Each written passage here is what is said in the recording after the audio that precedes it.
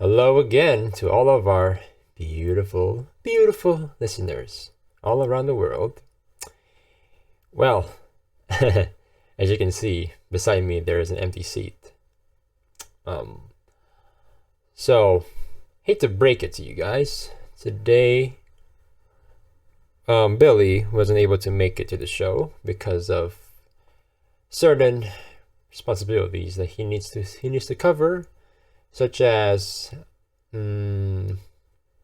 shopping, cooking, and probably some dicing of other potatoes. So yes, we do in some ways practice potato cannibalism at some point, right? Because in our look, the thing is, in our society, potatoes are they're very abundant, and that's like the only thing that we're able to consume on a daily basis. So what happens is there becomes like a market for potato produce just flourishes, right? So it's, yes, I understand for human beings it's wrong to eat other human beings in modern society, but because in our potato reality, this is completely normal. That's the only food that we can eat, and it's probably the only food that we can actually eat until science would discover new food that that we can soon be able to consume safely. But you know what? This is how things are now. Okay. Besides the terrible joke that I just explain, you horribly. I'm going to do a segue to a Japanese anime. Okay. Well, it's a pretty short anime, to be fair. It's only like 6 episodes long. Okay. It's called The Orbital Children. Now, The Orbital Children came out sometime in the beginning of 2022. And it's a little weird. A lot of my friends and around my social circles, they're not very they're not really into this, or they have very little interest to watch The Orbital Children for some reason, even though,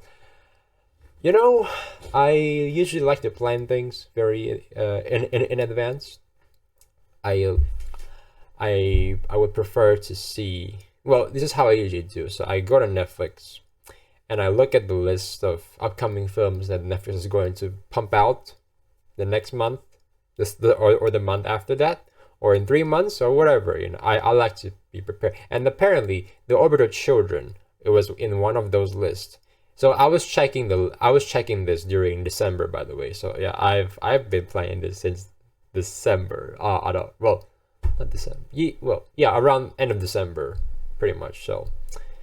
But yeah, there's Orbital Children. It's a Japanese anime, 6 episodes long, so it shouldn't take you too long to watch it, right?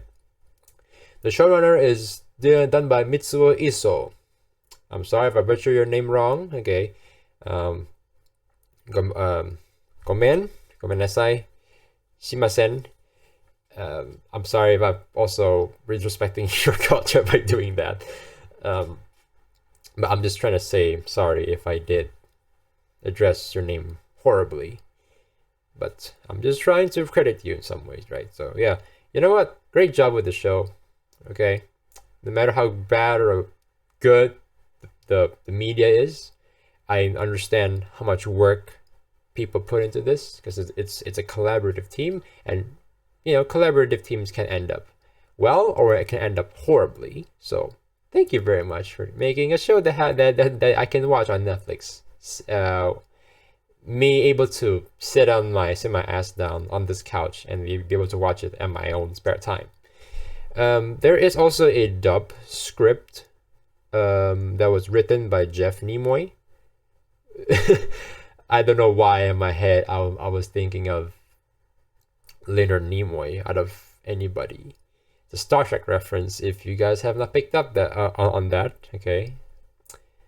I'm not a big Star Trek fan, I'm just telling you that, but Leonard Nimoy is truly an icon in all of science fiction, I would say, as an artist, as Spock, and as just pretty much an amazing human being to contribute something to, well, even though it's science fiction, but it's still somewhere in the realm of science.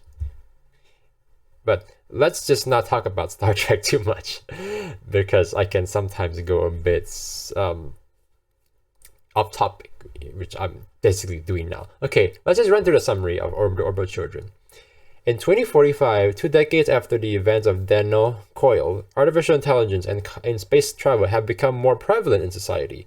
On the newly opened Japanese commercial space station, Anshin, 2 children who were born on the moon, Toya and Konoha, are visited by another group of children from Earth who won a contest from a sponsored vacation, Mina, Tayu, and Hiroshi. The station is suddenly impacted by fragments from a comet with an altered trajectory, leaving them stranded. The children use short-range communications, basic AI, and smart device-controlled drones to survive and uncover the truth behind an ominous prophecy made by the highly advanced AI. That is a summary that is written in TV tropes. I stole that, but hey, what I'm basically doing is I'm giving them credit, the credit's due, because I'm too lazy to come up with my own summary. That requires me to think, and I don't really want to do a lot of brain work on this thing, because I've already done enough to address the pros and cons, what I like, what I dislike about the show, and what I think of it overall, which I'll get into now. So, what do I actually like about the show? There are a few things. Okay. I like the art style. It's very pleasant to look at. It's such a pleasant show. And I think there are a lot of aspects to the presentation.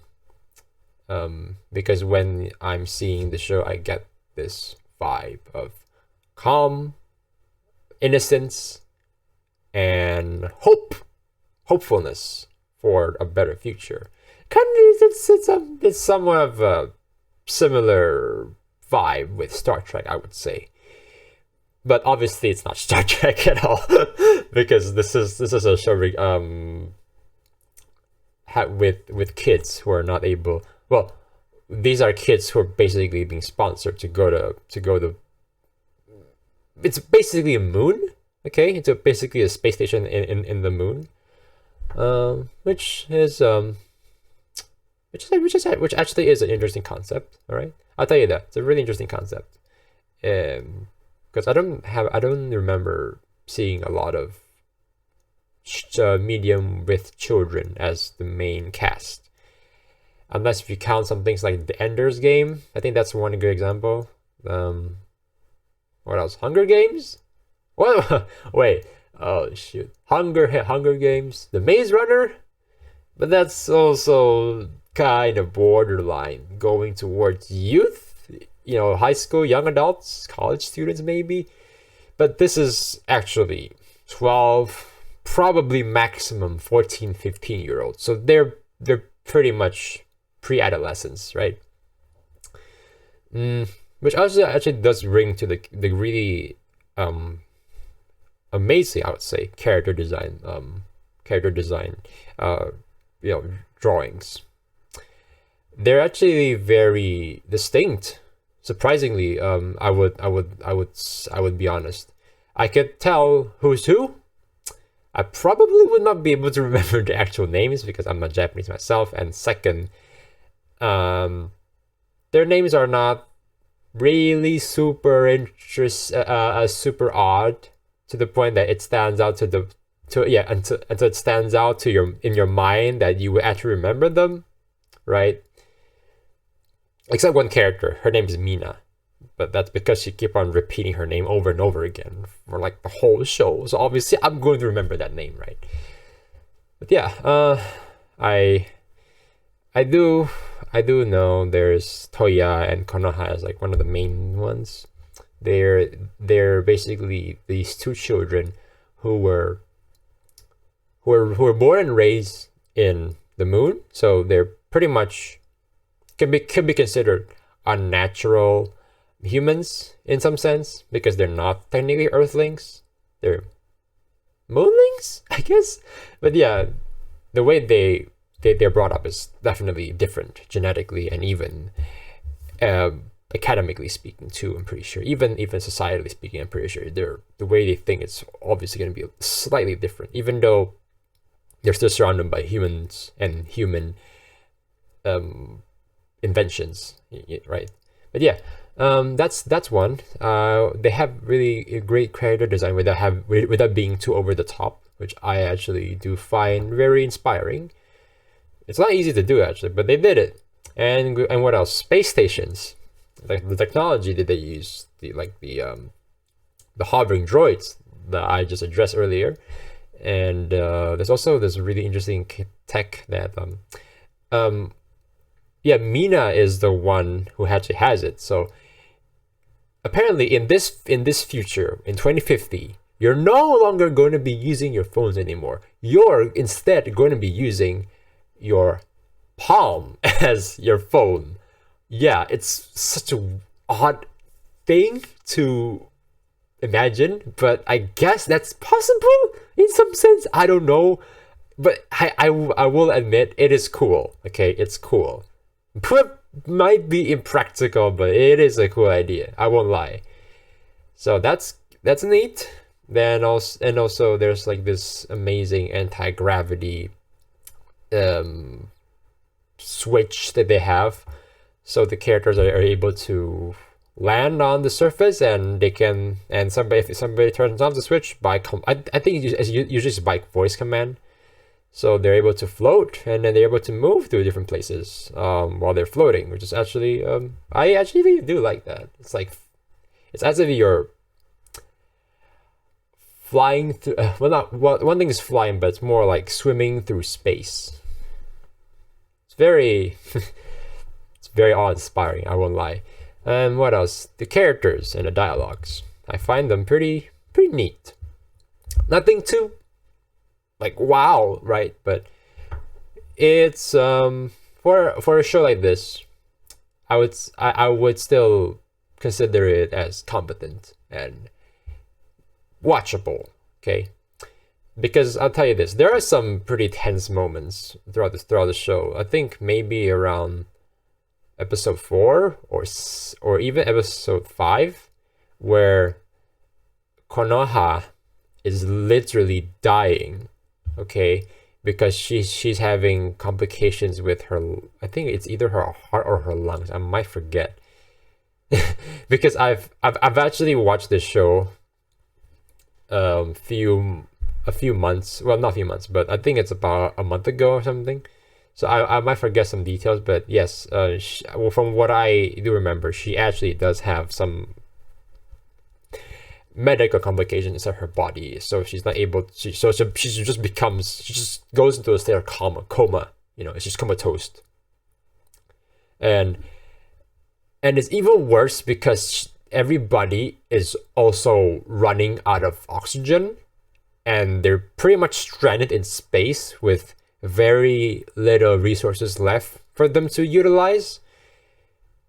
So that is good. That is a really good setup to give your characters like, hey, everybody might probably die, even though probably not, but you know, they might die. The writers wanted to give the illusion, which I don't mind, you know, it's entertainment anyway. So yeah, that's really something. And then there's also the part where I actually do enjoy too, which is the sequence where the kids have to jump. Well, not jump, but basically they have to walk from one space station to the other, and it's intense. I would lie, it's pretty intense, because there comes a point where Toya actually he pretty much fell off the bridge, because they have to walk through the bridge to get to the other side. Sounds easy, but in practice, it's not as easy as you might think. So he actually fell off, um, because his leg was attached to some sort of component, which is pretty heavy, and he needs obviously for him to survive, he needs to cut the rope off, right? And even the rope itself is not really easy to get it to lose. To be cut off. So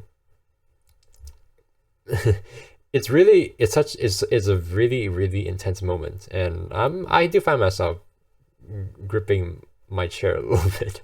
So yeah, I mean, the show does get me to care about these characters in some way, which is just really commendable. And also a few notable surprises, like the Bonnie robot reveal. Turns out though, yeah, the bunny you see in that poster, right? On my on top of me on my top left, yeah, that bunny is actually an old man inside. There's an old man inside. So basically, what you're seeing is an old man controlling pretty much like a mech suit. It's really weird.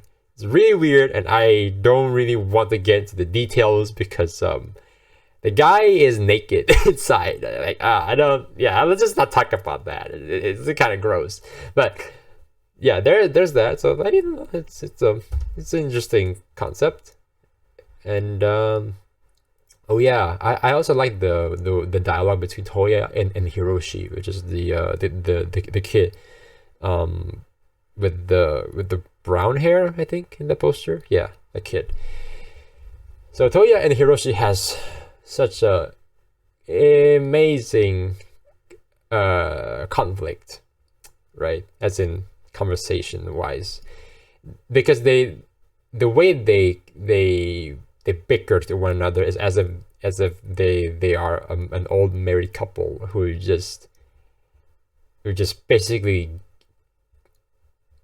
who are pretty much sick of each other's just like shit, you know. So it's really fun to watch. I won't lie. It's such a I cannot really pinpoint which scene that I can specifically address, but their chemistry is so captivating to listen to. Okay, but you know what? That's all I think I gotta say for the good parts, because this is when I'm going to go into the not so good parts that I think could be a little bit improved. Right. Let's see.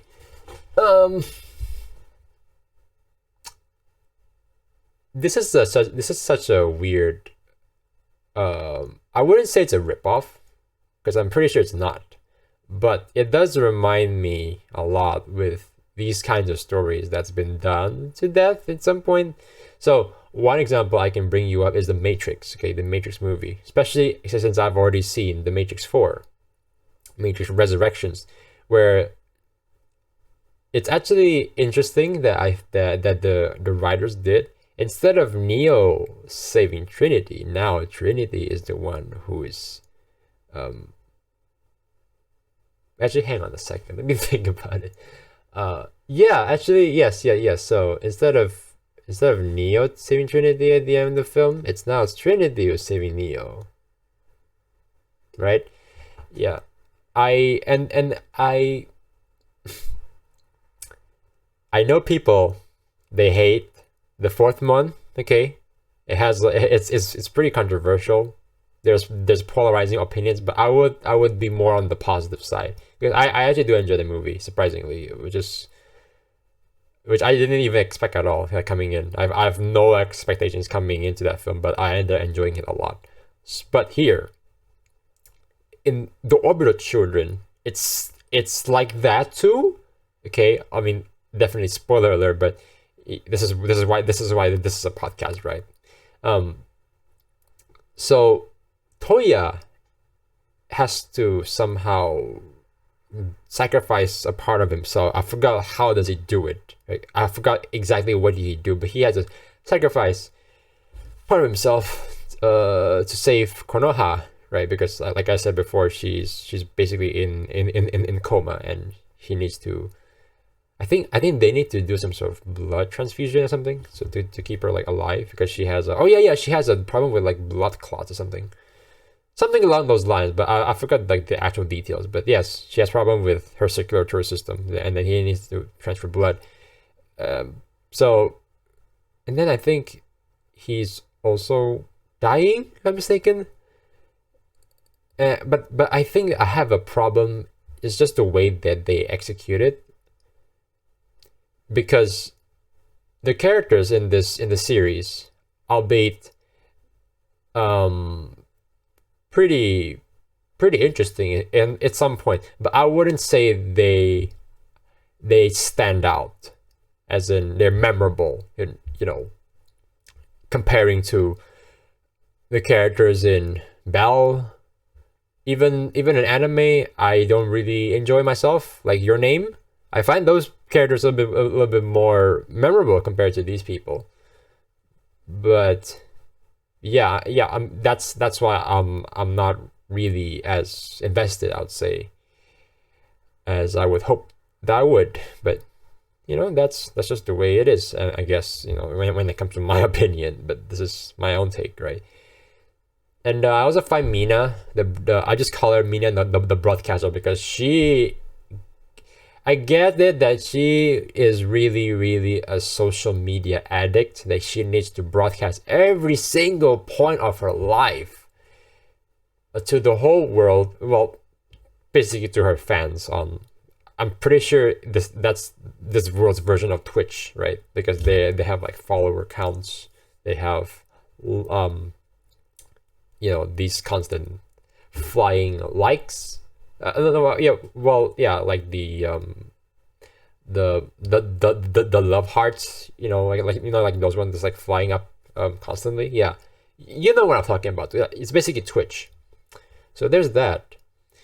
But I think I started to get on my nerves. Like, she's starting to get on my nerves just because she keeps on saying mina mina mina mina mina mina, and it's too. Yeah, she has to say that because she's trying to start her show. But I think the reason why I have a problem with this character is because even though she is, I think, pretty sure she's written to be somewhat obnoxious, but she's also such an ungrateful biatch too. But hey, because she's still young, so I guess I can somewhat give her some leeway or something. But I don't know. I don't like her behavior. But then again, she's still a kid, so I'm not even sure if that's even a criticism to be able to address. But that's what I think about her. I think, but I think the biggest problem with the show I noticed is this is such a safe bet that they make to just try to please a lot of people. So what they end up making is just some sort of above average show that doesn't do anything new with the science fiction genre, right? Yes, they introduce new technologies. Yes, they introduce some new ethical norms of, if you're an Earthling and if you come to see a Moonling, how will that conversation will end up? Or how will you guys starting to see each other? Will there be some racial tensions between us? Like between these characters? Probably not. Probably yes. But I think the one thing that they didn't really do is to make the world as similar as possible to ours. Yes, they do it on the surface level, but but it's still not enough. You still need to address some more ethical norms and some more politics, even, so to some point. That's actually kind of the reason why I do enjoy series like Star Trek or The Expanse, because they actually address a lot of these issues. Yes, their shows do focus more on those things, but heck, even something like Interstellar, okay, I've seen that I think it's like a week ago because Billy told me to, hey, you need to watch this Interstellar. It's such a great movie. Why haven't you seen it? And I'm just going, okay, you know what? Let's just see Interstellar together. Let's just go right into it. You know, why not? Because you've been talking that for a long time. And what I noticed is they actually, one thing I like about Interstellar, they actually do try to address so many things regarding about science and ethics and like all these different things that actually ties back to the actual story itself. But here is just like, oh, guys, you see that? We are able, in 2050, there will be Earthlings and Moonlings. Oh, in 2050, oh, we're gonna have hand cell phones. Oh, 2050, we're gonna have flying droids. So what? You know, I don't actually even mind if you just have the tech, like such a similar tech that we have today. I would even say that's probably even more believable, right? But if you want to take a little bit more artistic liberties, go for it. But if this is just the way you want to address, well, not address, but this is the way you want to showcase your science fiction story. I don't know. Maybe you might want to talk a little bit more with actual scientists, you know, who actually studies astronomy, or actual astronomers, or you know, spacemans. Try to consult with these people and try to understand different aspects of space travel, space exploration, the science with, you know, planets and chemicals that's happening in those planets. You just like some things like just like those. It just makes the environment so much more investing. And also, if the showrunner, what's his name again? Yeah, Mitsuo Iso. If he's able to also make much more high stakes situations. Okay, so I mean, yes, he already did that, but I don't think it's really enough, because I find myself much more invested in stories like Battle Royale, where you have, or like a bunch of kids are trying to kill each other for like one person to survive and just get away, right? That's okay, to be fair, that could go two ways, but surprisingly it was able to go to the direction where they're actually able to explore like, oh, like human ethics in the survival mode. What would you really prioritize? Is it yourself? Is it your loved ones? Is it your morals, your beliefs, whatever? You know, it has such a amazing this existential crisis way of thinking, right? Which I actually do enjoy. You know, this what I'm saying is more substance than style. That's what I get from the show, like most of the time. There's more style towards what they're trying to show me than actual content that I can actually digest and think and actually appreciate. But you know what? That's the Orbital children, I guess. I probably wouldn't even bother to see the second season because I'm not interested. All right, I'll be honest. I'm not interested. Unless if they're able to do a 180, they will do like a version of, well, at least their own version of the Lord of the Flies, right? There are a bunch of kids stranded in the different dimension, or you know, a different reality where they have to survive pretty much until something or someone rescues them, right? And then even if they do, so until then I probably wouldn't even see it. And I don't really, even after watching it, I could see why people are not interested with this, because because now I've already seen it. I don't really want to recommend this to anybody, honestly. It's so bland. I would actually even recommend people to watch other science fiction shows that's also an anime. Let me think. Oh yeah, Galactic Heroes. There you go. Elijah here is actually a pretty good example, because that's diving more towards the politics side, and you can also understand between authoritarian democracy and whether these kinds of parties could actually work or not work depending on the situations given, like the leaders, the ideologies, the way they actually brainwash people in some sense. The way that these councils make decisions, whether they're good or bad. A lot of things happening, but that's all I guess for Orbital Children. I don't want to talk about it anymore. I'm serious. I really want to talk about another show actually that I have in mind, that I'm also encouraging Billy to watch as soon as possible, which is called My Name. Oh boy, I cannot wait to talk about that, because I am halfway in and I am so excited to just share my enthusiasm, All right, so that's all for today's episode. I guess I'll see you guys next week. I might do My Name next week, or I might not, because if we didn't do My Name, then we might gonna be talking about a bunch of stuff that's happening in the movie and TV industry as of late, like Moon Knight, or there's this other A24 film that I forgot what it's called, but it's starring Ethan Hawke, right? And a bunch of other things that I haven't thought about yet. But yeah, thank you for listening, and hope to see you next week. Bye.